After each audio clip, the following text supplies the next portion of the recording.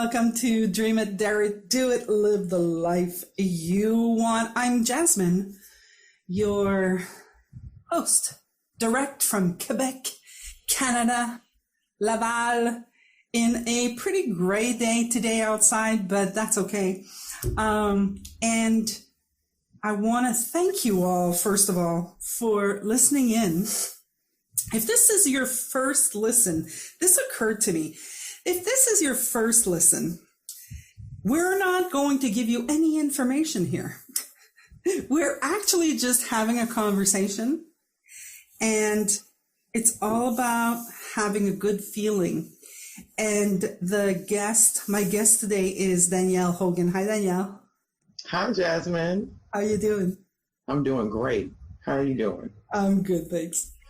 So everyone listening, I've invited Danielle because I know she got the feeling, and we are part of this group called Song Share. You guys have heard about it. You guys have heard about it in the podcast in the past. So Danielle is fairly recent. How long has it been since you've been with us? Song Share? About May, maybe the end of May. Yeah, so it's almost a year already. Isn't that crazy? Yeah, I know. It goes so fast. It's like crazy.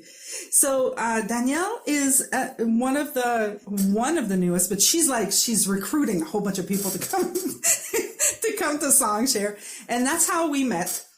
And she also knows Rob, who was just on the episode on the podcast last week, I think, or the week before, and she's looking into this conversation. She's looking into this direction also of the three principles.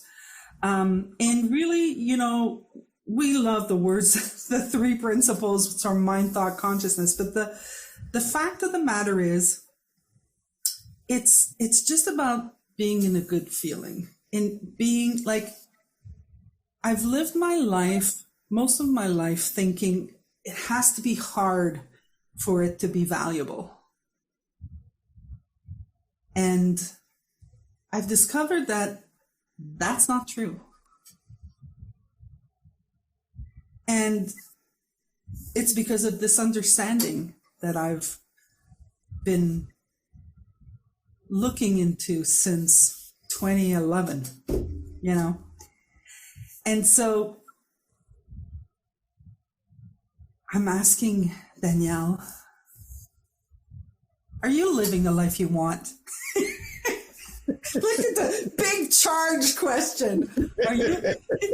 So obviously, Danielle, I mean, the podcast is about living the life.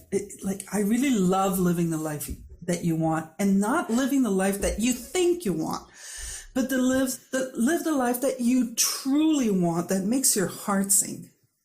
So is your heart singing, Danielle? It is.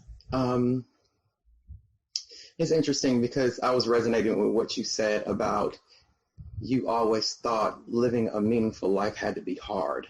And I mean, that's what I thought. It was always, I have to achieve this. I have to do this. I have to fit in this box for this person or that person, and not really going after what I want or being who I wanted to be versus being what I thought everybody else wanted me to be. And it's been a real freeing experience to start living the life that you want, I must admit, in the beginning, there was some hesitancy.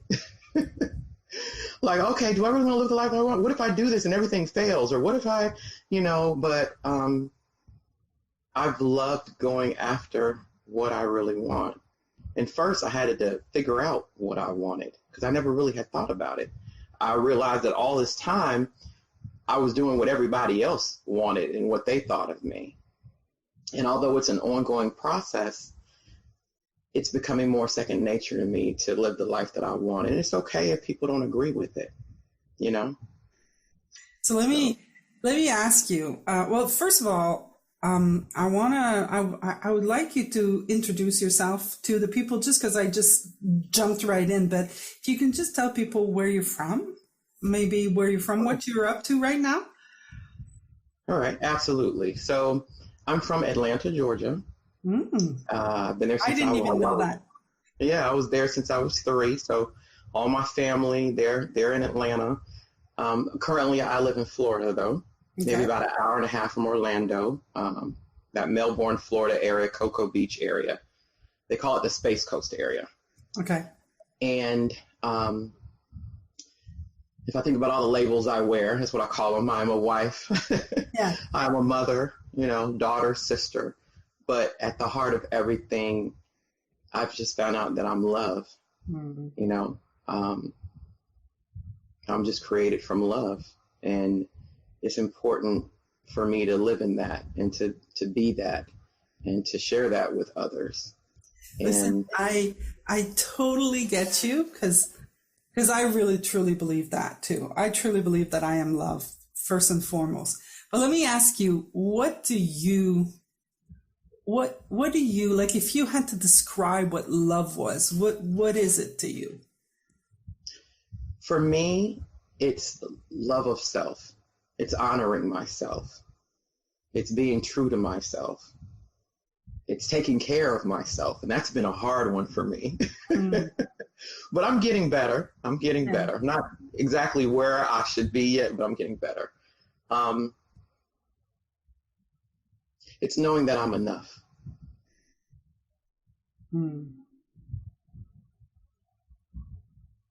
Yeah. And everybody, like the more I look into this direction of we are love, we are made of love, the way that I see it, and I'm going to just share my perspective on it.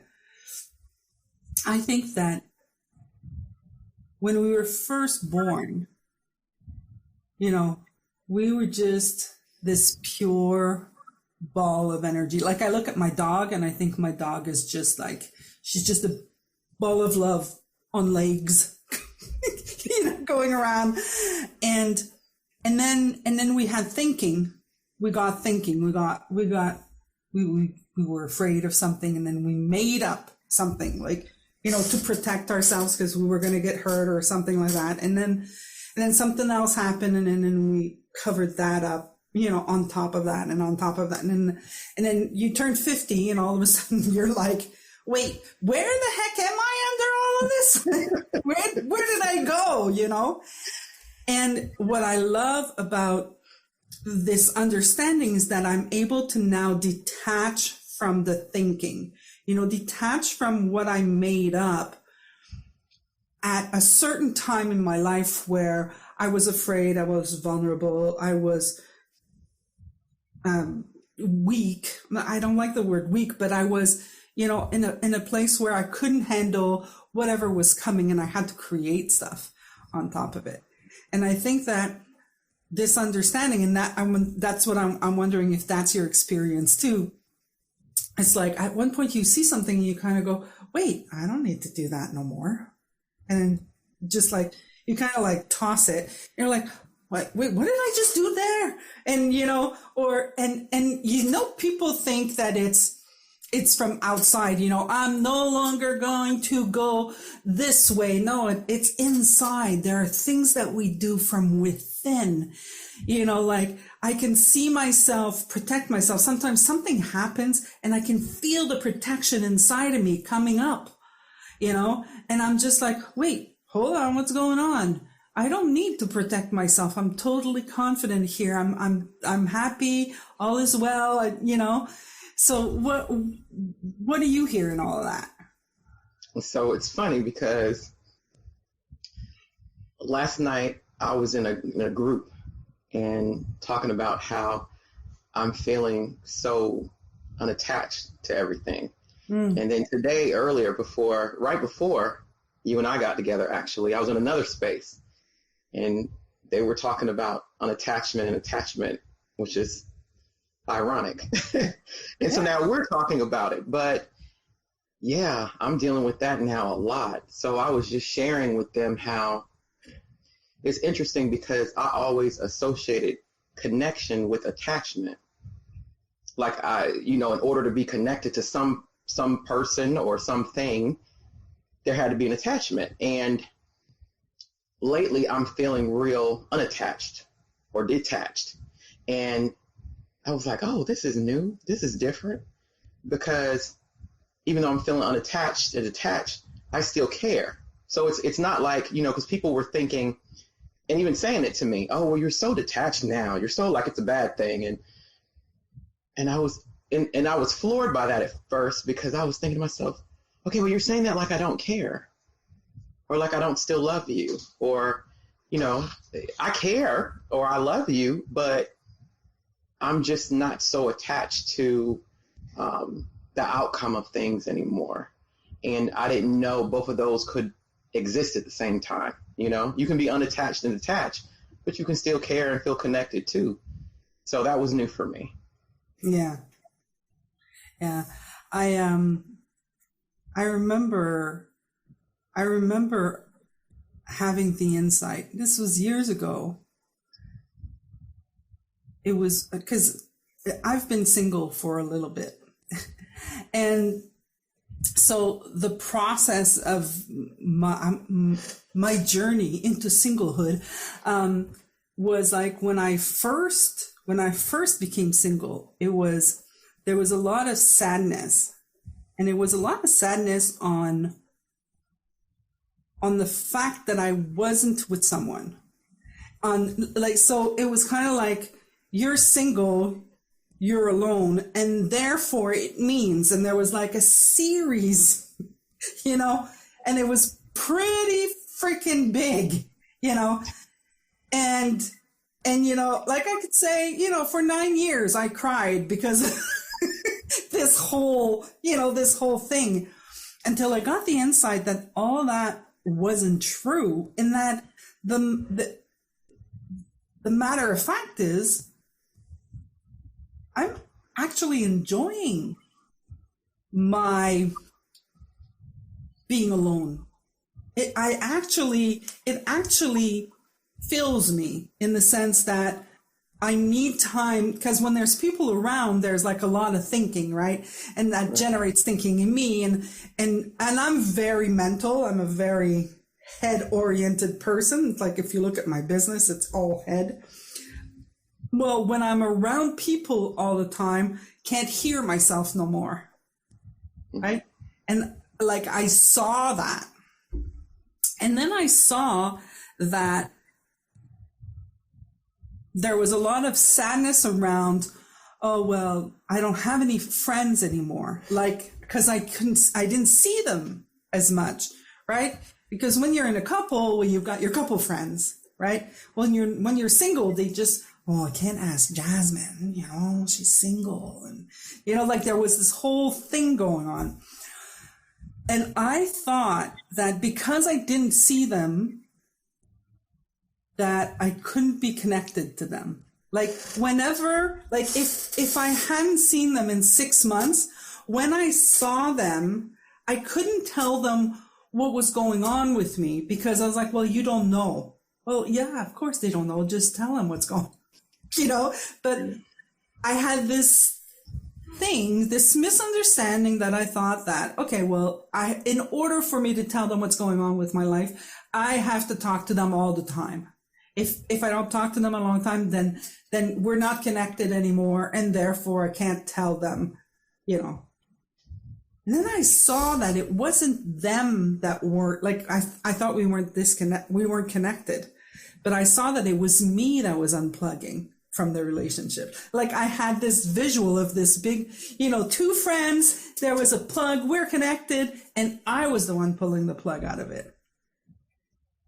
I was the one taking myself out of the equation. It wasn't them.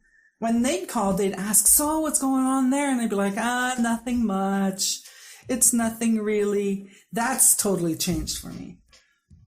Like now, it doesn't matter whether I talk to you in 1990 or if I talked to you last week. It's like, what's going on? What are we talking about?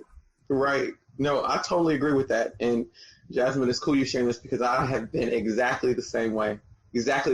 Oh, okay, well, I sent them this text and they didn't respond, and it's been like 4 days. So this doesn't mean anything. It just means that they haven't responded in 4 days. Like, who cares? Yeah. You know? And it took me time to get there as well, and seeing that, okay, that was me. It doesn't mean anything, you know? And then when you do connect with those people, like you said, you're just all excited, like, yeah, let me tell you what's going on in my life. What's going on in your life? Yeah. So I totally agree with that. But what's so funny is I started to see that with other people with me. Like, they would reach out to me and be upset at me and be like, well, you told me you were going to call me back last night. And I was like, yeah, but I got busy with the kids and da-da-da-da-da. And they're upset at me. And then I'm wondering, like, okay, well, why are you upset at me, though? Because I got busy with the kids, when they're thinking that it means something, like, or them calling me, are you upset at me? And I'm like, no, why would I be upset at you? They're like, well, I haven't heard from you. And then I have to think about it for a minute. And, oh, they haven't heard from me. Okay. No, I'm not upset at you. I love you. What are you talking about? Yeah. So it's been interesting to be on both sides of that. Yeah. I've actually had conversation with friends saying, okay, listen, here's the thing, right? I'm busy. I might not be calling you, but you need to talk to me. I'm a call away. You just have to say, Jasmine, need to talk, and I'm going to be there. Like, you know, it's kind of like I think it's normal also. It's kind of like, it's funny because Rob and I had these conversations about rebooting the new view, because we're so used as human beings. We kind of live in, I am XYZ, you know, I don't connect with people. I'm not like that. Right. And then we live from there.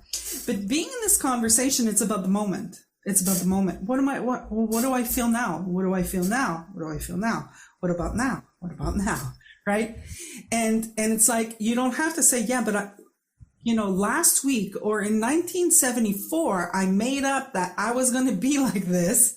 And now it's like 2023 and you're still like that. No, actually, there's a lot of change that occurred since then. You don't have to be that anymore. That's what I love about it, because I would be, I don't know what's the term in English.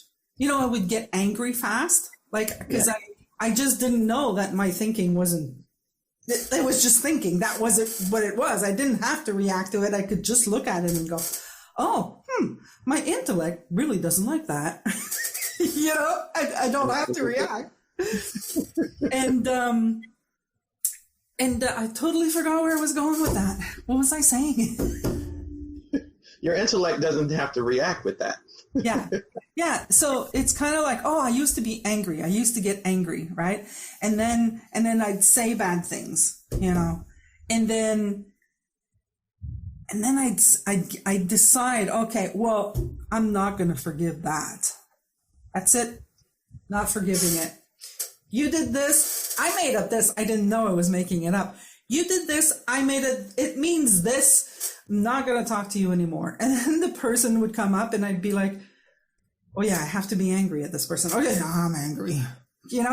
How many times, like, I'd have to remind myself that I was pissed. Right. So the true you with the situation wants it to be done and let it go and fall away. But then when you're seeing that person, because of how you were with them, you're like, oh yeah, I told him I was going to be angry. I need to be angry. So let me, Yeah. Yeah. It's just, but when I was in it, it just made sense. It was just kind of like, yeah, but you can't let people step on you.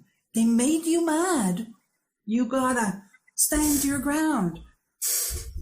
Right. No. And see, I was dealing with the opposite, Jasmine. So while you were talking about you got to stand your ground, I was, open access, meaning, okay, whatever you like, whatever you want, I want to make you happy. I don't want you mad at me, So people please. Just, I got to make everybody happy.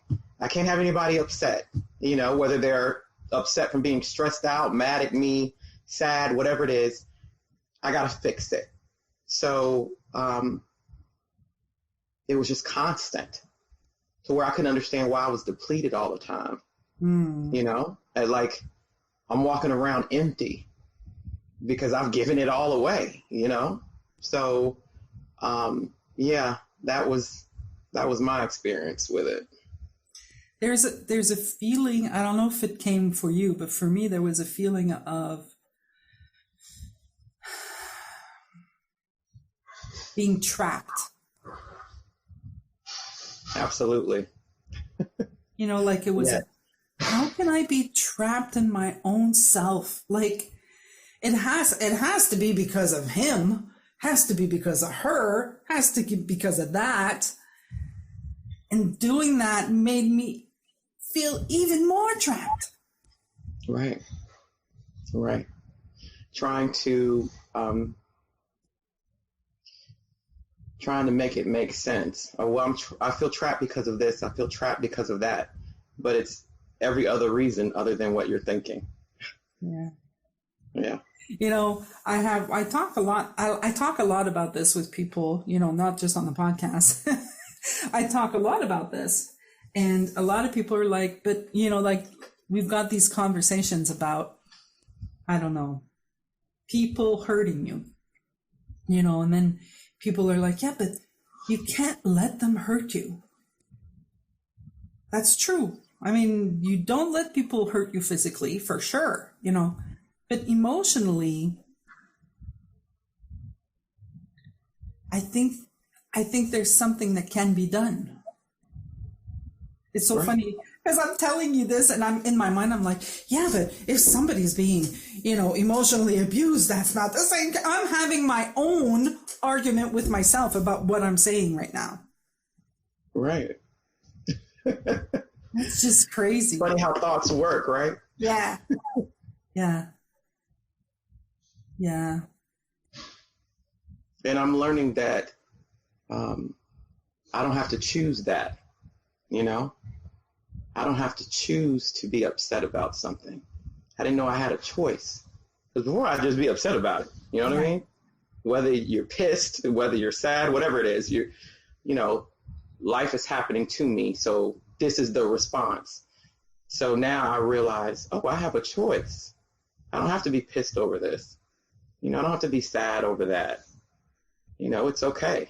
And, we're human. So sometimes you may feel that for a little bit, but that's okay too, because I didn't even like to feel those feelings. So I was always suppressing. So anger was one of those things that I didn't like to feel. Yeah, I'm the same. So, and it made it worse. So since I never allowed myself to feel it, whenever I did feel it, it was bad. So, yeah. So, I just went through life most of the time just trying to suppress and, be in control. And, I can't blow. I got to keep it together. And I realized it's okay. It's okay if I'm angry. It's okay if I'm feeling down for a while, as long as I don't stay there. Yeah. And I have a choice. I don't have to stay there. Yeah, I think that was definitely a fear of mine. I was like, okay, well, if I get angry, I might stay angry, and I didn't want to stay angry. But yet, suppressing it eventually got me into angry, for sure, because it was just a build up. So I eventually got angry, and then I regretted it. Then I went into guilt. Oh my God, what have I done? And I still do that. That's a total habit. Like I can snap, but the thing that I've started apologizing for, because before I get angry and I didn't apologize, right? Now I get angry and then I apologize for it. Or because when you're angry, you shouldn't say anything. You should just shut the hell up, right? Right. I would be told, and a lot of people told me, oh, you always run away from things. No, I'm not running away, dude. I'm like, if I talk right now, I'm going to regret every single word coming out of my mouth. I just got to get out of here, wait till the dust settle, and then I'll come back, and then I'm going to be coming from love, right? I'm going to be coming from a space of love for me and love for you. Like, love is love, right? It's not just, okay, I'm going to love myself and tell you you're a motherfucker, No, no, I'm going to love myself. And I know for a fact that if I say something that's mean or that's coming from that place, I regret it every single time. Not once upon a time. No, every single time.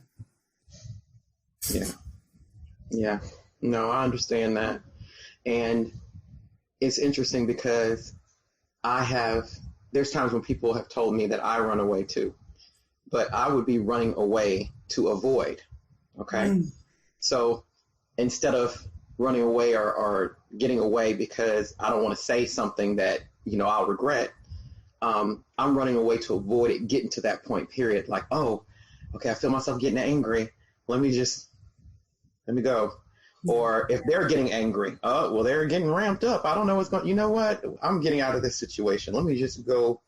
And in my mind, that made sense. But what I realized was that wasn't helping me, because that meant every time I was faced with anger on any level, I'm running from it. I'm avoiding it instead of allowing myself to go through it, And I'm glad that you're seeing that now. Instead of reacting, whatever your thoughts are in that moment, you're like, well, you know what? I don't want to do that. I don't want to say this. This is coming from not a love space. So, let me not say what I really want to say right now. I was listening to a show. I love watching. My guilty pleasure is reality TV. Although Rob kind of ruined it for me, but how did he ruin it? He tells me all of the backstory, that it's all made up, and of course it's all made up. Okay, people, but my mind enjoys it. Okay, I'm just saying. Right. So I'm listening to this thing, and they're angry, and then all of a sudden, one says something about the family, right? Like, right. Who's probably your mother? And I'm just like, oh, come on, walk away. You're gonna regret this. Inevitably, I'm so sorry I said what I said, because it's like you can't think clearly. You just don't see clearly anymore. And what's good is that you've been where that the person you give an example of on the show, but you've been where they've been. So you know what they're feeling. So when you see it in somebody, you immediately can just point to, okay, I know what that is. I'm not gonna go crazy on you. I can go ham on you right now, but I'm not gonna do it. Because I know what that is, because I've lived that. I was going through that, and you don't understand yet that you don't have to go through that. That doesn't have to be your choice. That's something that I've learned lately, Danielle, that I can see things in other people. Like when it shows up, I can see it, and it's not like I'm making it up. I literally know. I'm like, oh, this is what's going on right now for them. And then I can see it, and I can point it. And I realize that the only reason I can see it and I can point to it, it's because I've seen it in myself. Right. That's the only reason. Otherwise, I'll never know what it is. Yeah. And it's amazing when you can be outside of yourself and see that. But what's even more amazing, I love, is that I've been able to see that not just in others, but with me too. Yeah. So, there's times where I might be angry about something, but before, where I would just sit in that, it's like, oh, well, wait a minute. Is that really true? Now I ask myself all the time, Jasmine, with everything. Yeah. Okay, but is that true though? Is that really true?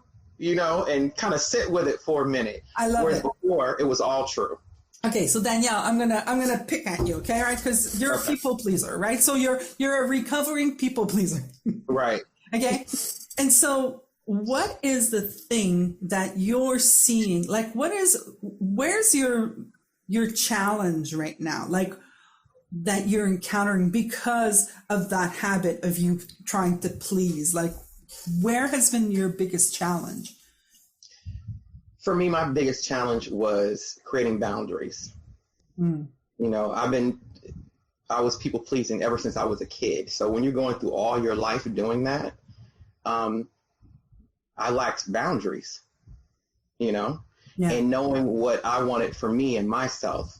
And once I started putting those boundaries in place for me, you know, once I figured out what those were, being okay with people's reactions to it, because I knew it wasn't going to be easy for people because they've been used to me being this way over here all my life.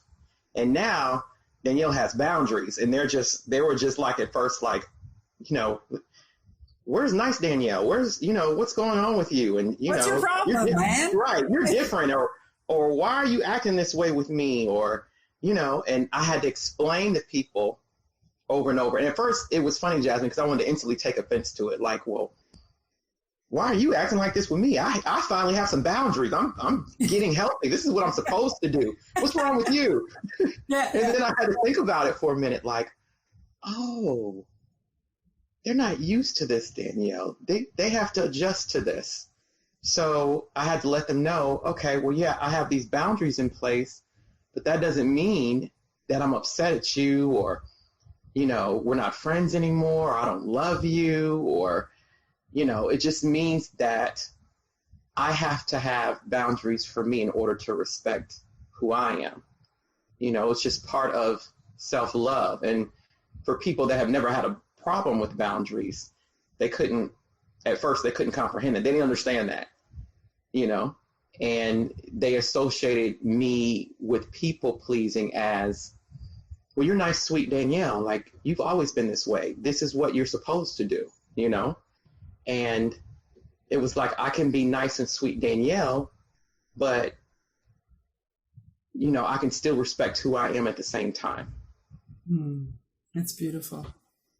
And what is the most beautiful thing that you've seen? Ooh. I know. That just came to me. It just popped into my brain. That's a very loaded question. Very loaded. Okay, well, just one of them. Doesn't have to be the. Let's see. So, I would have to say freedom for me. Freedom. I've had a lot of trauma in my past, and I held on to that trauma a lot and couldn't see past it.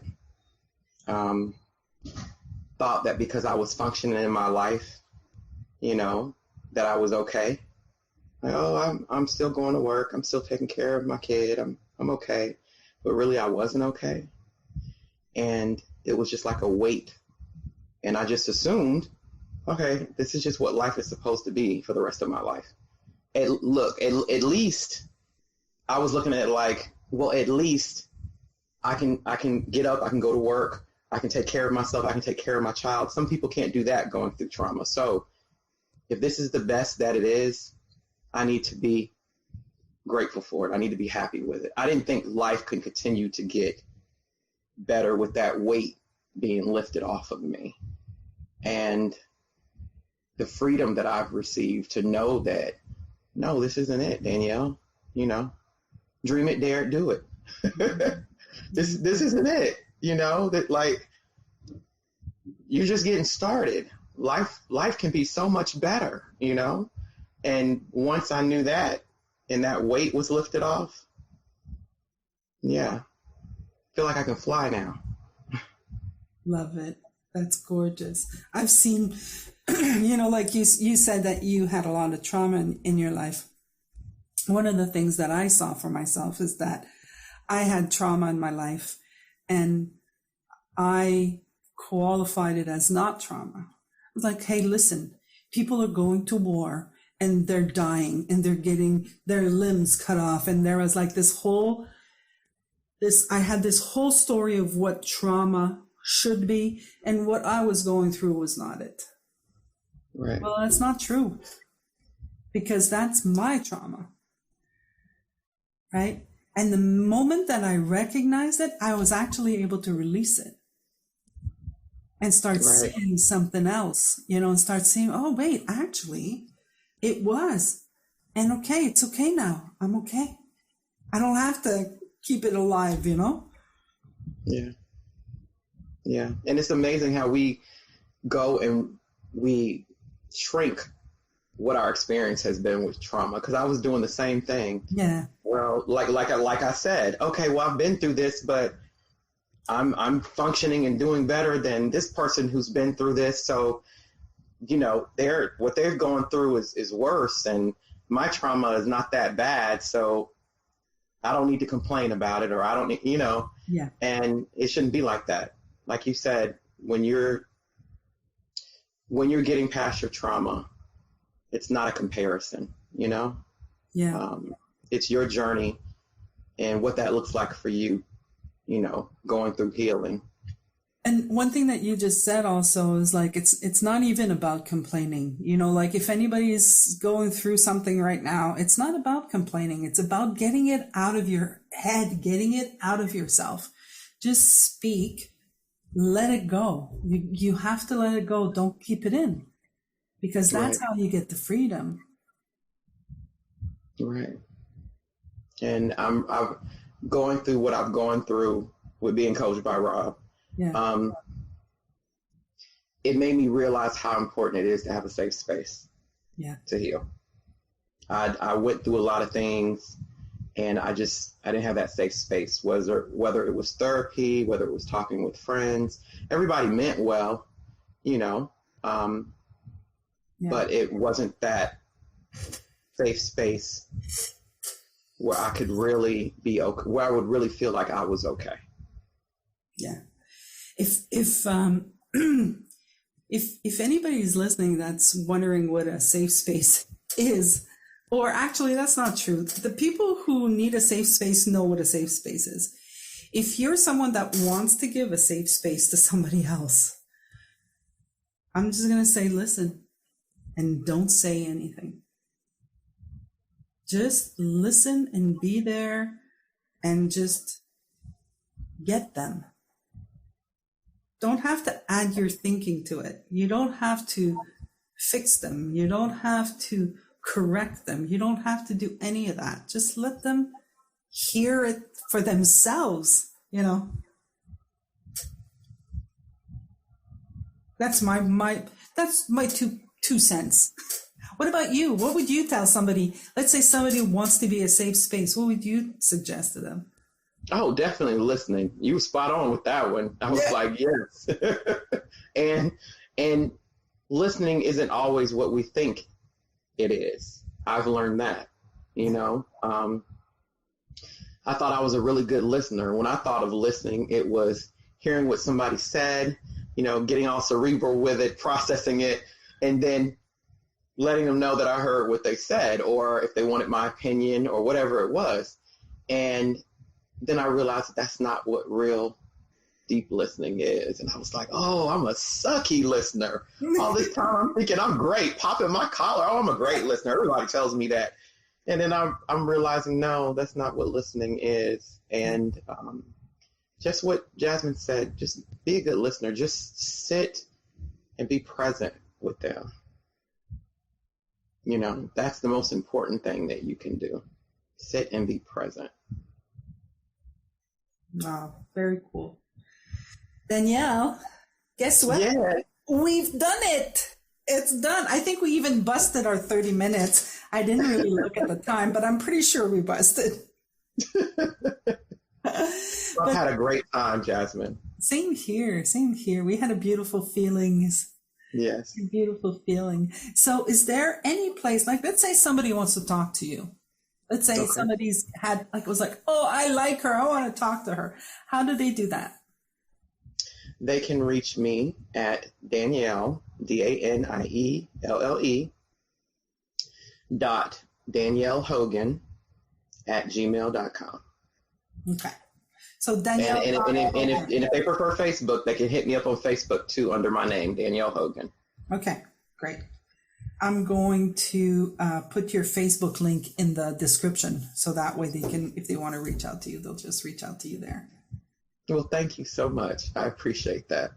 Thank you for accepting my invitation. It was fun. And it was. I hope that you have a fantastic rest of the day. You too. And anytime, Jasmine. You know I love you anytime. And I look forward to singing with you on Saturday. Very cool. Everybody else, I'm going to say, I hope that you had good feelings and that you dream it, dare it, do it, live the life that you want. And I'll see you next week. Bye, everybody.